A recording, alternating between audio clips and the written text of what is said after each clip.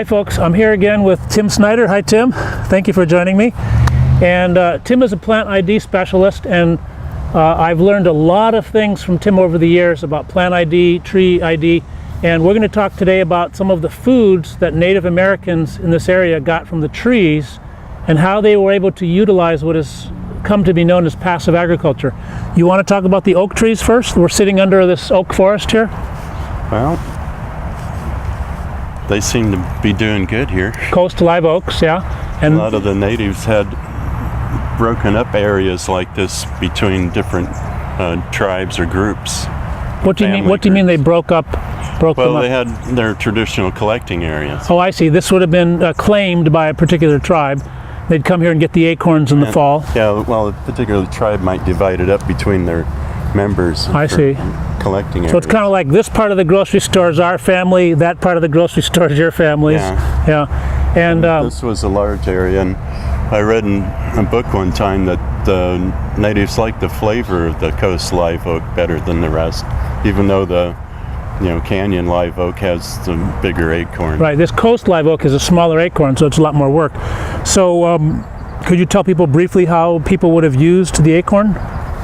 The processing? The simple processing, not the long drawn out version, but... Well, the simplest processing I know about was taking the acorns over by a stream and digging a hole where the water would collect in that. In the shell or out of the shell? I don't know if it mattered to them in that sense. Well, I mean, it would be quicker out of the shell, yeah. Right? Yeah, if you take the shell off, it'd be quicker, but it just depends how hungry you are. Yeah, well, this was the slow process.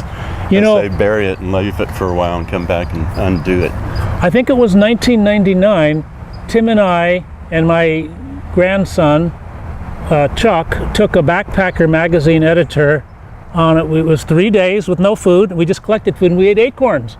Now I think all we did was shell them and boiled them, and man, they were bitter. It took over an hour of boiling and changing the water, and we added other greens, and I don't know if we had snake or lizards, but we had greens and nightshade berries and a variety of things, maybe some miner's lettuce still. Well, stuff we picked on the way there. Everything we picked, yeah.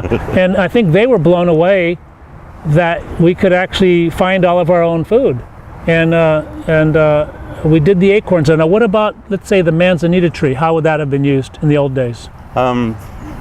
Well, they could use it in a number of different ways. You can get it while it's green, have kind of like a green apple.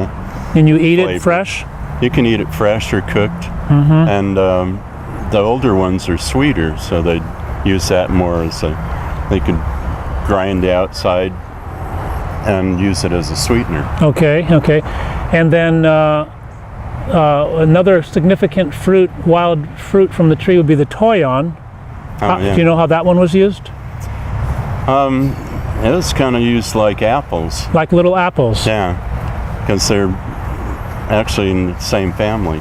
And then, is it true in your research that the way Native Americans managed the landscape was through fire? They often did fires to get rid of the underbrush and so forth?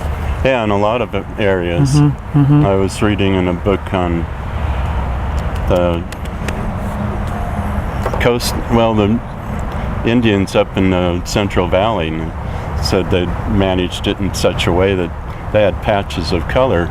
Really? So that they could collect the seeds without having to sort them out. What book was that? Tending the Wild. Tending the Wild. We did a review of Tending the Wild, so look in the past YouTube shots and you're going to see Tending the Wild. Hey, we're all out of time. If you want to talk to Tim more, his contact information is on the School of Self-Reliance's staff box, and you're going to see his phone number right there. Thanks a lot, Tim. Hope to see you again.